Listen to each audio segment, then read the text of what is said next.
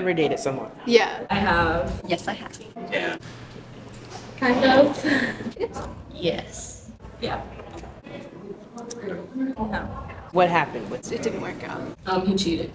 It was just kind of something kind of casual, like we were just like friends, and we thought, oh, like we like each other, might as well try it, and then it just kind of ended because it didn't really work out. We just kind of like we got disinterested. Kind of like fizzled out. He had a girlfriend the whole time and I didn't know. He didn't like me. He lied. He cheated on me. If you could say something to that person now, what would it be? I low-key wish it ended better because I thought they were a good friend. I would say absolutely nothing because I have nothing to say to him. Dang. Like, I hope you're doing well or something like that. I don't know. I wish him well. That's all. I would wish him well with his future, and I would hope that he learns how to deal with people.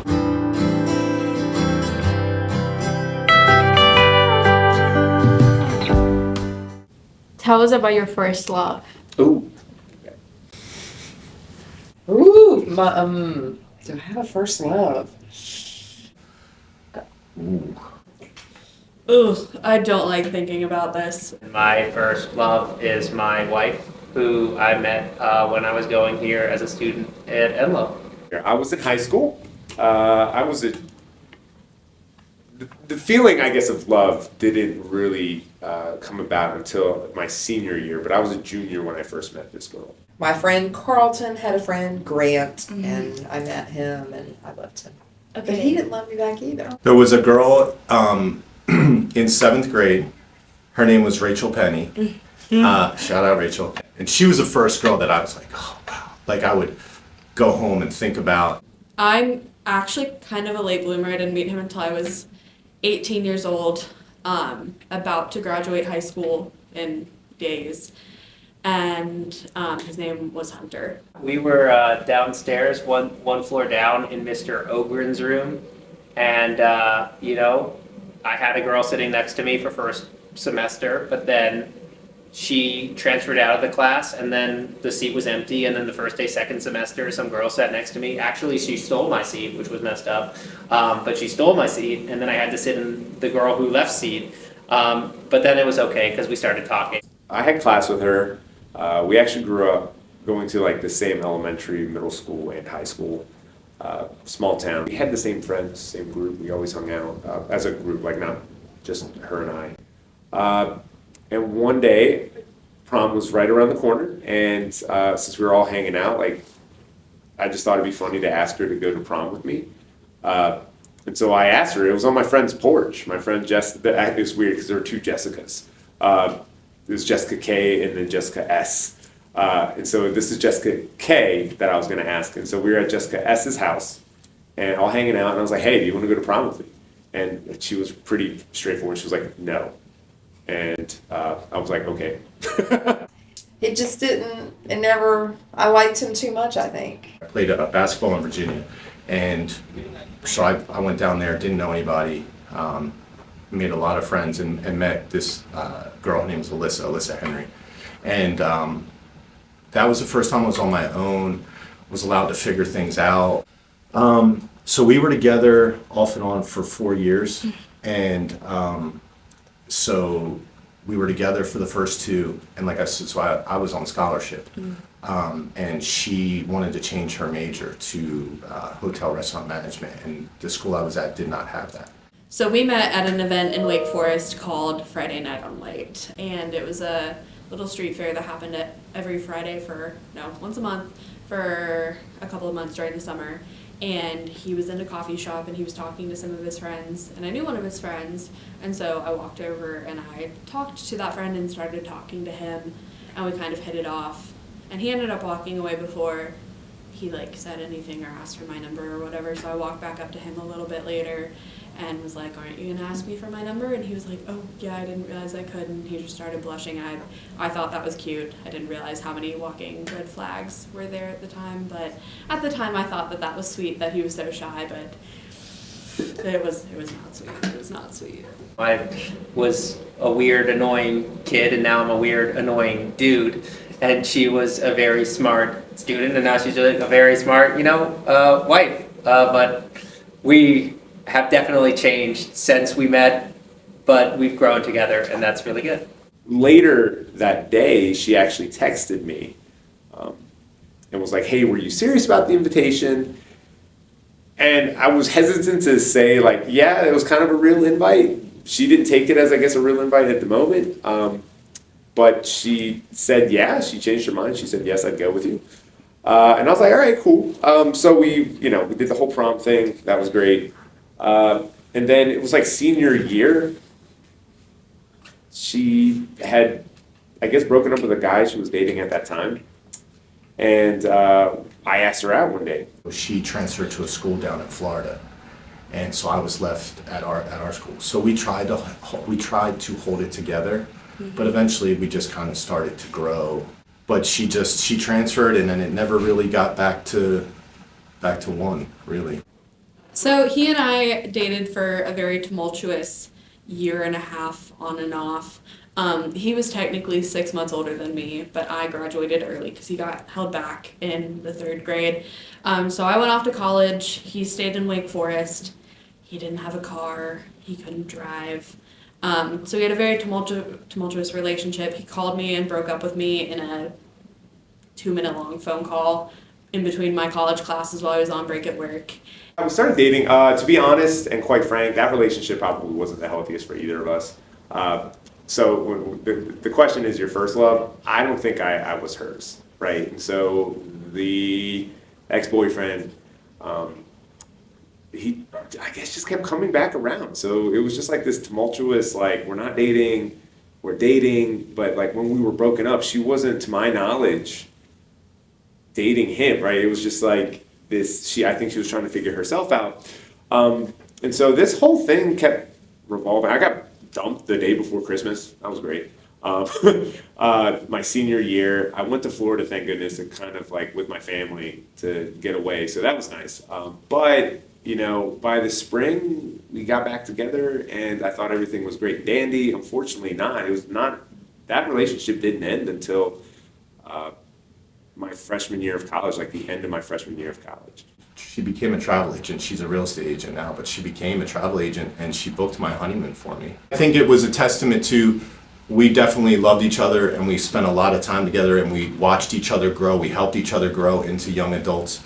But inevitably we ended up with the people we wanted to be with. She was already married at the time. So, I mean, it was good. It was good to see a relationship that can go through those types of things. Then we spent a couple months apart, and then he called me in the middle of the night saying that he just couldn't be without me and that we needed to be together. And I, once again, thought that was a green flag when there were just so many red flags that I did not process at the time. And we got back together for another 3 months, and then we broke up again, as that happens. And we tried being friends for a little bit, and he turned out to be a really bad friend. And so for a couple years, we were kind of, sort of friends, not really in contact. And then I finally, a couple of years later, told him that I couldn't be his friend and that I was in a new relationship with somebody, and him trying to pop back up was just not good for the relationship. And so I told him that I never wanted to speak to him again in less kind and pleasant terms. And then 6 months later, he tried to call me on New Year's Eve, and I was confused as to why that was happening. And then my older sister sent me a Facebook screenshot the next day, because she's nosy, that he had proposed to his then girlfriend. I do remember saying I love you to her for the very first time, and like my entire body was like convulsing at the moment. I was so nervous. And it was great, but looking back, that relationship was not good. But by the end of my freshman year of college, like we had to bury the hatchet. And I was like, listen, like this is not healthy for either of us. I almost stayed in my hometown to go to college to stay with her, but ultimately went to WVU. And she went off and went to a school in Ohio. And I was like, it's probably best if we just don't contact each other anymore. It's just not good for either of us when we need to move on. And so I actually haven't been in contact with her since then. So, best of luck to her in her life, and hopefully she's found the right one for her. They got married 3 months after he proposed, and they got divorced a year later.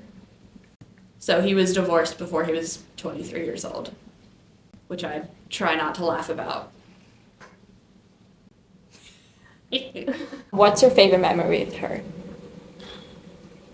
I guess my favorite memory with her is just, that is a hard question. You know what, when we got engaged, I mean, it's just because I really like hiking, but we went on a really long hike, and when we got engaged, we did it like on the 6th day of a really long hike in the middle of like the woods in Montana. And so I think that hike, and then, you know, the lead up to getting engaged and just being engaged like in the middle of the woods was probably my favorite memory I have with her.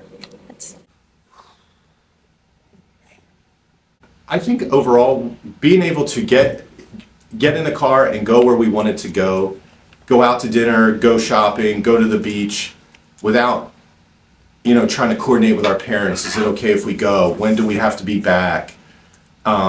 I think that piece, to me, you kind of start to really feel like, oh, I'm kind of an adult now. This is a relationship where we kind of make our own rules. And I think I always remember that because I felt a sense of independence with her.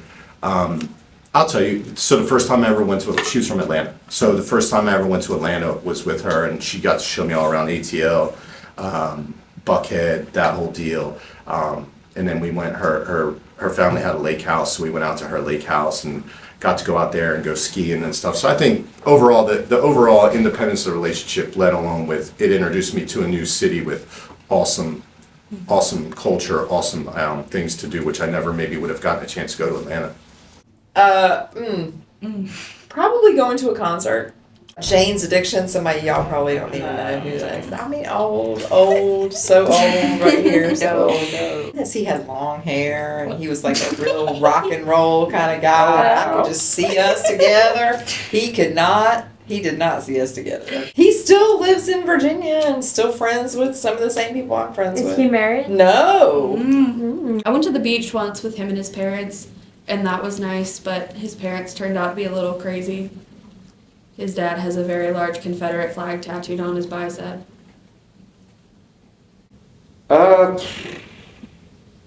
Probably, weirdly enough, I think it was the time she rejected me when I asked her to go to prom. Because it was such a early time, like I didn't know how she had felt about me when I asked her that, and I kind of just like threw it out there.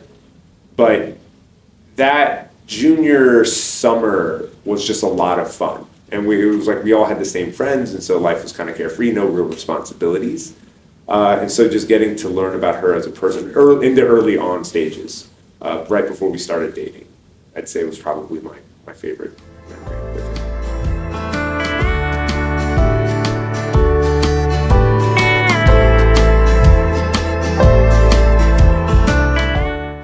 Tell me about your relationship. We've been dating for a year or something. More than a year. A year and 2 months. We started dating last January. Yeah. After we did a joint birthday party. We also dated in middle school, if that matters. For a couple of months. Oh yeah, like in like 6th grade we like dated, but we didn't talk anymore. And then we got back together like in sophomore year. This is true. We've been dating for like a year and a couple months. A little over a year and a half. There you go. I'm bad with dates. We both have a mutual friend, Kelly, Yeah. and he was like, yo, put me on to Kelly, and then Kelly was like, I actually have somebody for you. And he slid in my DMs with a tweet of his that had 0 likes, 0 reposts. And it was just a screenshot of his own tweet. And it was like when she asks how you found her Instagram, and I just was really confused. So that's the only reason I responded. I was like, what does that mean? Like, what do you mean? Like, hello? And he's like, don't worry about it. We've been dating for over a year, and it's just going good. We're just, I don't know, we're like friends and we're dating. So it's like, I think it's a good mix. I was playing a concert here, and one of her friends was talking to someone who was in the same band as me. So we just met like in the West Gym lobby. Yeah, that's it. We've been dating for 2 years since the beginning of freshman year. Yeah. Basically. Pretty much. So I met in piano class, and I sat next to her, and then and then she actually asked for my number. Like the third day we saw each other. Yeah, and then we went on a couple dates, and then yeah. What's your favorite memory? One time we had a beach trip together. It was really fun. I was gonna say that one. We went to my beach house and we went to the beach and we walked my dogs a lot. It was very fun. I think my favorite memory was when I invited him to my birthday party and we had not been dating at this point, and he didn't know anybody, and he was quiet the whole time, and he barely talked unless I made him to talk. Like 3 months-ish after we started dating, we spent a week in the mountains and we went swimming in a waterfall, and it was like stupid cold. And we didn't have like a swimsuit or anything, so we just brought what we had, and it was really fun. I don't know, it was fun. It was just like a good memory. That's just the first thing that was in mine too. Probably my birthday. He really likes to make it special. We went on a picnic. When I made you that picnic. Yeah, and I had like a 5-page card and like flowers and like a whole everything. I'd say when we got tacos and we went to that festival. Oh yeah, that was one. That was really fun too. What do you think is the difference between relationships then and now? Social media. Social media. Social media. Social media. Social media. Social media used to be like building a relationship, and now it's more about like finding a relationship, like finding one that fits your needs, like the swiping idea and like just the talking for a couple days and then moving on, that kind of thing.